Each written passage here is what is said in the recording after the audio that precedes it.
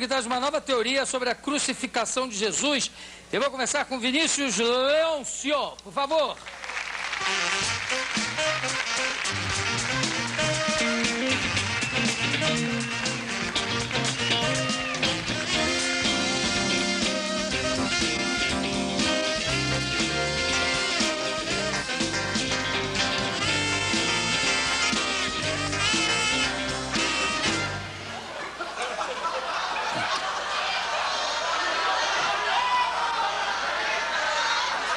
Quer dizer que o nosso...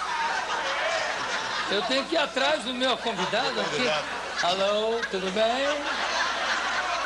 Jesus Cristo dizia que nós, quando convidados para qualquer evento, nunca devemos tomar o primeiro lugar, porque poderá ocorrer de chegar uma pessoa mais importante do que nós e sermos convidados para sentarmos no último. Mas tinha que ser gordo, faca, para ocupar tudo isso. Mas se sentarmos no último, só poderemos ser chamados para o primeiro. Para o primeiro. Então, por favor, gostei. Mas como eu ia dizendo... Não, eu vou para lá. Claro que eu vou para cá. Está aqui o livro. A quarta filosofia, Jesus Cristo não pagou tributo. Vinícius Leôncio. Você é advogado tributarista? Sou advogado tributarista. E como é que você decidiu fazer essa análise política e econômica É mais do Novo Testamento do que da Bíblia toda, né, ou não? Não, Jô, é da Bíblia como um todo. E partindo da análise da frase, dai a César o que é de César. Sim. Existem no mundo aproximadamente 75 mil livros escritos sobre Cristo.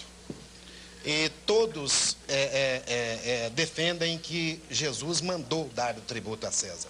Mas quando nós submetemos essa frase, dai a César o que é de César, no contexto histórico... E a Deus o que é de Deus, e a Deus o que é de Deus. Tem que ser a frase completa. Mas quando nós submetemos essa frase dentro do contexto histórico, nós veremos que Jesus não mandou pagar o tributo a César. Como assim? Mas a frase está lá no... Está. Mas quando nós analisamos a frase toda, ela inicia-se com os sacerdotes procurando uma maneira de incriminar Jesus. Exato. O que a gente faz? Paga o tributo ou não paga o tributo? Então vamos saber dele se é lícito ou não dar o tributo a César. Quando ele é interrogado, e aí, é lícito dar tributo a César? Jesus responde, dei-me a moeda do tributo. Que eles lhe entregam um denário, que era uma moeda romana. Que tinha a efígie de César. De César. Jesus então disse, dai a César o que é de César. A primeira pergunta, Deus, quem é que está, de quem é essa? De quem é a efígie? É de César. Então, dê a César o que é de César, a Deus o que é de Deus. Naquele instante, se Jesus dissesse, devemos dar a César, ele seria liquidado pelos seguidores dele, porque ele estaria sendo propagandista de César. Se ele dissesse, não devemos dar a César o tributo, igualmente ele estaria liquidado. Seria um revolucionário, digamos. Um revolucionário. Cairia na mão dos romanos da mesma forma. Então, ele teve uma saída, ele disse não. Isso, ele disse sim. E mas o sentido não é de não misturar as duas coisas? Olha, paga o tributo, já que está aí, paga o tributo, mas não esquece do teu Deus. Será que não é? Mas não é pague o tributo, porque existiam 4 moedas na Judéia. O denário, o sículo, a mina, que era fenícia, e o dracma grego. E os judeus não aceitavam o denário como uma moeda circulante na Judéia. Qual era a moeda que eles utilizavam, os judeus utilizavam? Ele usava o sículo, a dracma e a mina, que era fenícia. Então, quando ele manda entregar, dar o tributo a César, ele manda somente com aquela moeda romana. Dai a César o que é de César, mas dê a ele esta moeda, que era o dracma.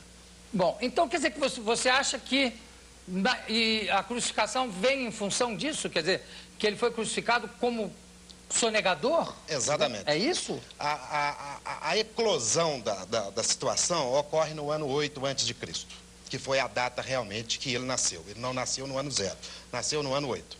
Os judeus, cansados da administração ruinosa de Herodes, pede a Roma que sejam submetidos à sua administração, o que é prontamente atendido, e Quirino, que era o governador da Síria, passa a administrar a Judéia.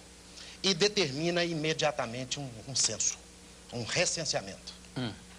E para que fosse efetivada a tributação de todo o povo judeu. Isso aí no nascimento, né? No ano do nascimento. Quer dizer, o Herodes que mandou matar as criancinhas, é o mesmo Herodes das criancinhas. Exatamente. Né? Tá. E aí? Então, determinou-se esse recenseamento e causou uma grande inquietação na Judéia. E aí nasce a quarta filosofia. Porque até aí os judeus conheciam apenas 3 filosofias, que eram os fariseus, os saduceus e os essênios. E aí nasce a filosofia zelote, que era a que defendia os não pagamentos dos tributos a Roma. O Barrabás era zelote, né? Quer dizer, era o Barrabás, ele foi... e dentre os apóstolos de Cristo existia Simão o Zelote e Judas Iscariotes. Não tinha, entre os apóstolos tinha um que era cobrador de impostos, não tinha? Mateus. E era Mateus. O primeiro evento... E por que Mateus já não botou todo mundo em cana, se todo mundo era contra o pagamento de impostos? O primeiro evento público de Jesus foi uma espécie de um congresso nacional tributário.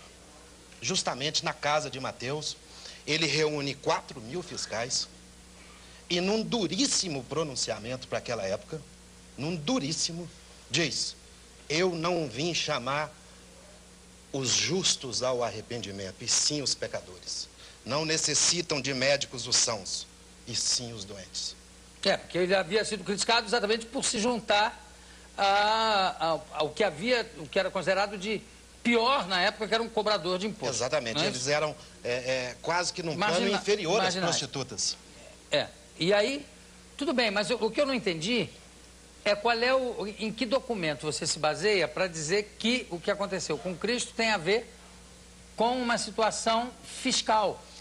Quando nós analisamos Mateus 17, 24, não resta nenhuma dúvida que o motivo da condenação foi sonegação de impostos. Olha o diálogo que se sucede. Aproximaram-se de Jesus os que cobravam o imposto das 2 dracmas. Encontraram Pedro e lhe perguntaram: e aí, Pedro, não paga o vosso mestre o imposto das 2 dracmas? Primeiro já foi uma interrogação afirmativa. Ao que Pedro disse sim.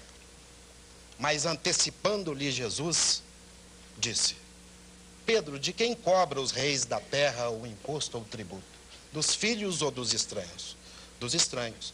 Então os filhos estão isentos. Mas para que não os escandalizemos, vai ao mar, retire um peixe, tire dele uma moeda de ouro da boca e pague o tributo por mim e por ti. Resultado: corria uma lenda em todo o mar Mediterrâneo da possibilidade de se pescar um peixe com a moeda de ouro na boca. Então Jesus, naquele momento, foi muito categórico que não tinha pago o imposto e não iria pagar. Porque ele diz: para que não os escandalizemos. Mas a crucificação era o pior modo de castigo, quer dizer, de morte, de condenação à morte, era a crucificação. Quem não pagava imposto era crucificado? Era crucificado. No ano 6 a.C., foram crucificados 2.000. Que não pagaram imposto. Que não pagaram tributos quando do início do movimento da quarta filosofia. Mas, quer dizer, você está vendo aí,